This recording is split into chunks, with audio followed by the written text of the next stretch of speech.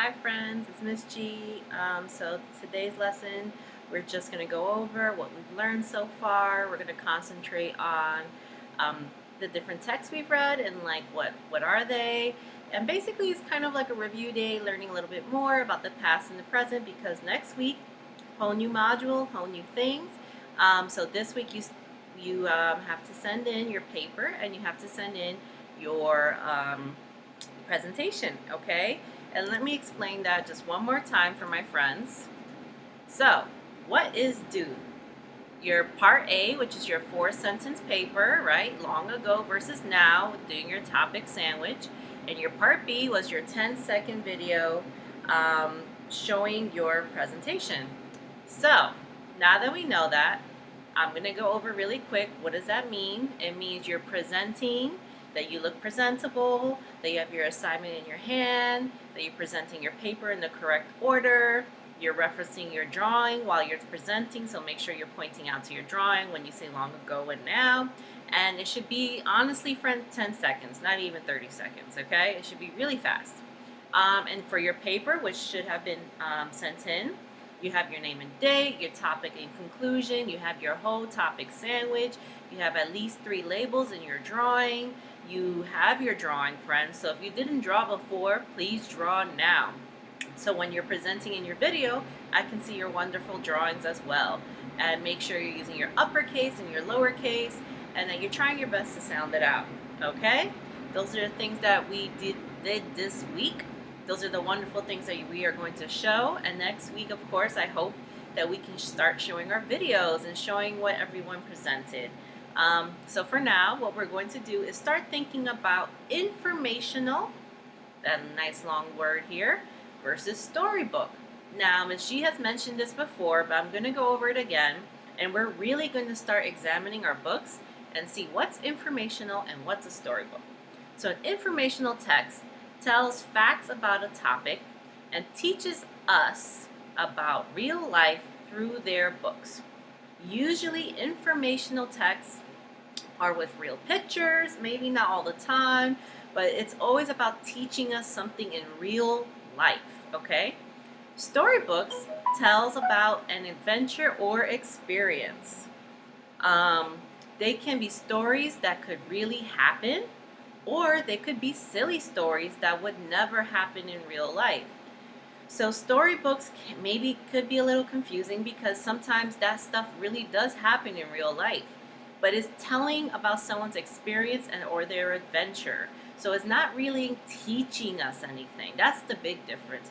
Informational books teach us, storybooks just tell us about an experience. So at home, I want you calling out which book you think goes where, okay?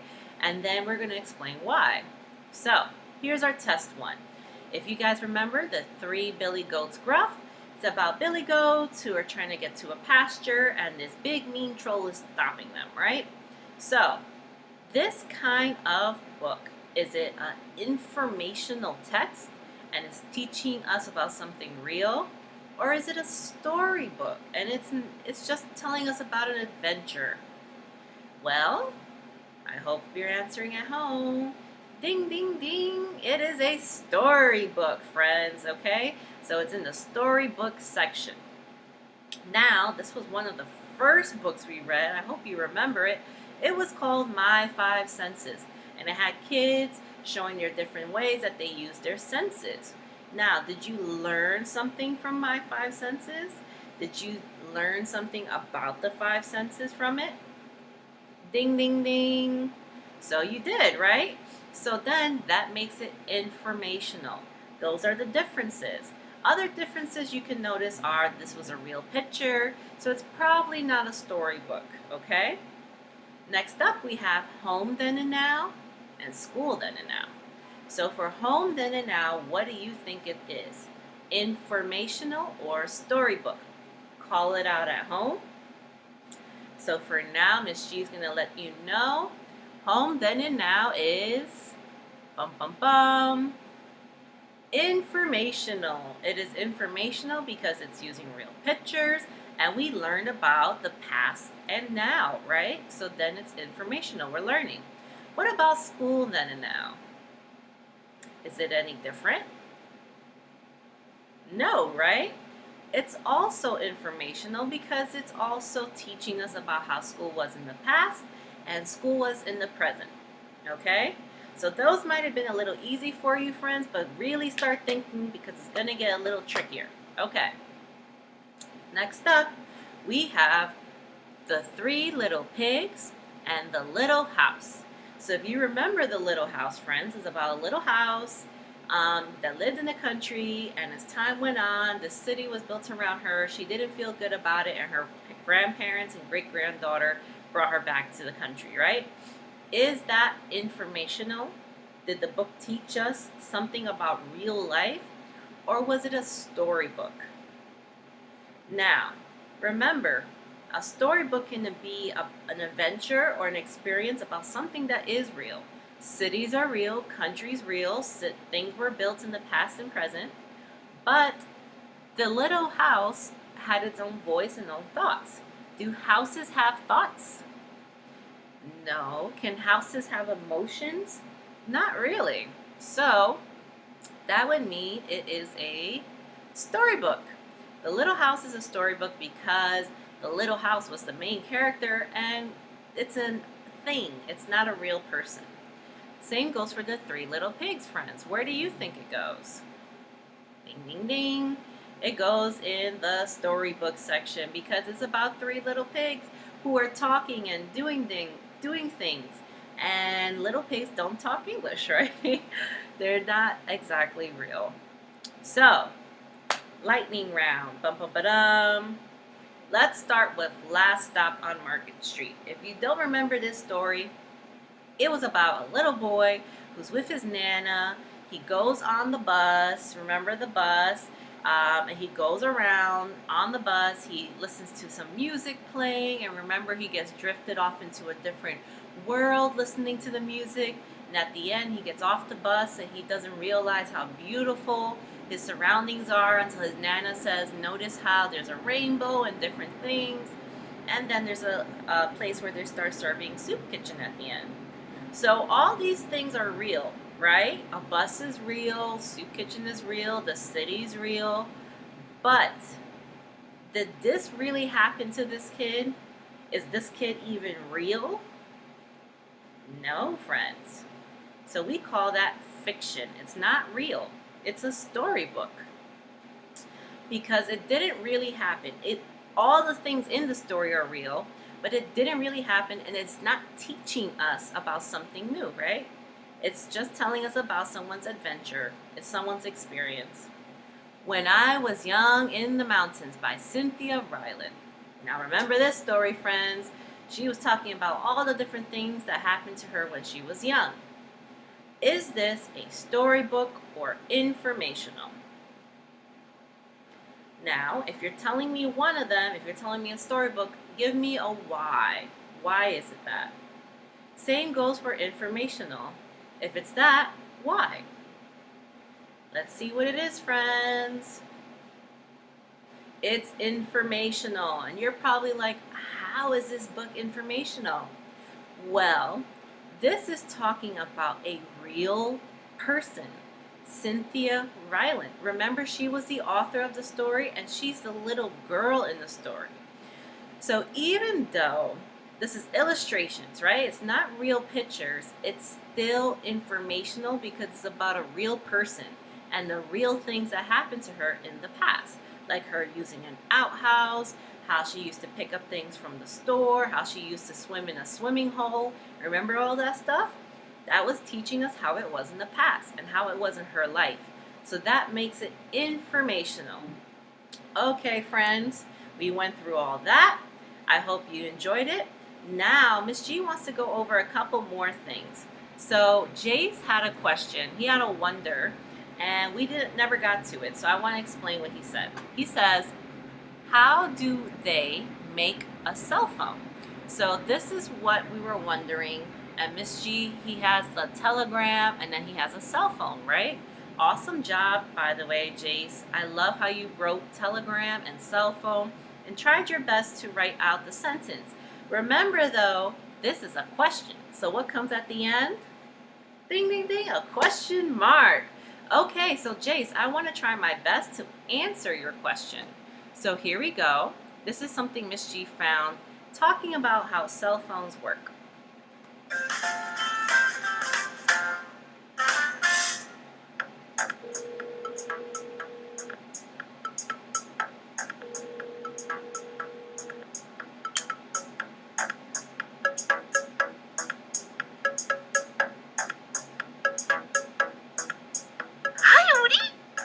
Did you invite Marvin to play with you?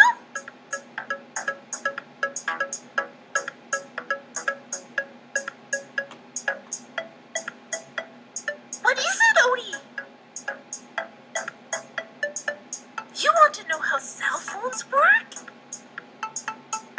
Let's find out! Cell phones use radio waves to send and receive messages. Cities are divided up into small cells that are shaped like hexagons. And each cell has an antenna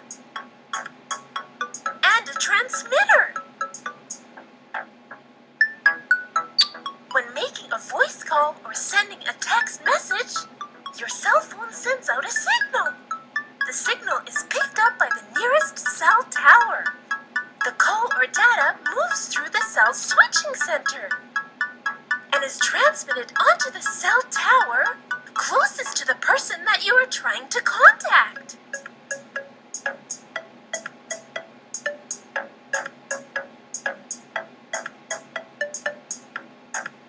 If you are moving, your cell phone signal is transferred from cell to cell, which prevents you from losing the call. But with so many people using cell phones, how come the signals don't interfere with each other and we don't accidentally receive somebody else's message? Frequency is the up and down movement of radio waves. Each phone call uses slightly different frequencies, and this is how our calls are kept separate.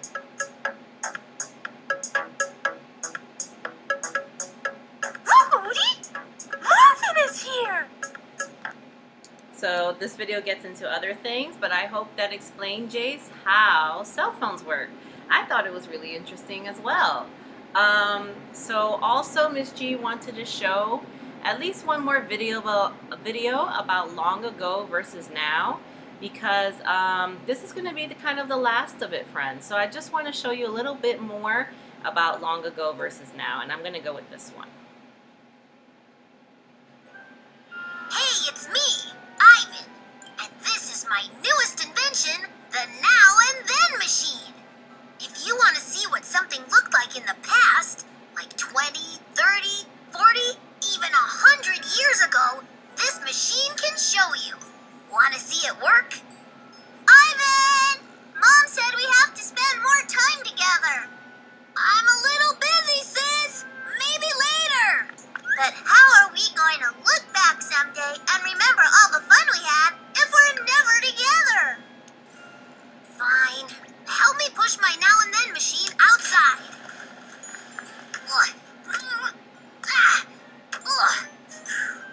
I think you should have put wheels on your Now and Then machine. Hey, that's a great idea.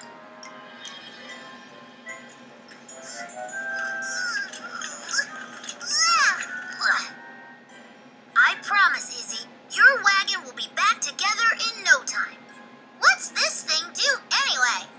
Ever wonder what our house looked like in the past? Like 50 years ago? Nope. Well, I have. With the Now and Then machine, all I do is take a picture of our house in the present. What present? Who's getting a present? No one's getting a present, Izzy. What I mean is, we're going to take a picture of what the house looks like now, in the present. And my invention will show us what our house looked like in the past. Oh! That's why you're calling it the Now and Then machine. Now is the present, and then is the past. I get it. Smile, Hal.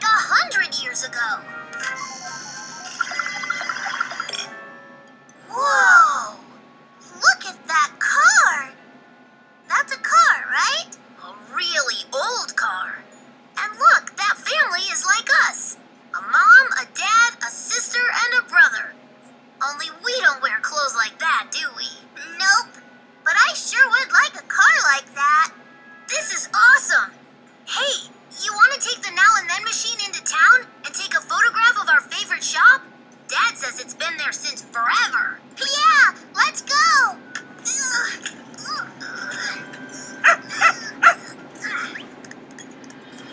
There it is, our favorite place in the whole world, the Bread, Buns, and Bagels Bakery. While you're watching this, friends, you can already know that what's the past and what's now. You knew that car was from the past, and you also know that was probably one of the first cars made, right? So we've learned so much in this module about the past versus the present. So I want you at home thinking, what would this look like in the past? And maybe what would your apartment look like in the past, or your house? Or maybe what would the subway look like in the past? We can think about all these things, and we can understand now that things have changed. So how far in the past should we go, Izzy? How about 100 years? Whoa, the bakery wasn't even here yet. This street wasn't here yet either. Let's see if it was here 40 years ago. It's kinda different, but kinda the same. You think the muffins tasted the same?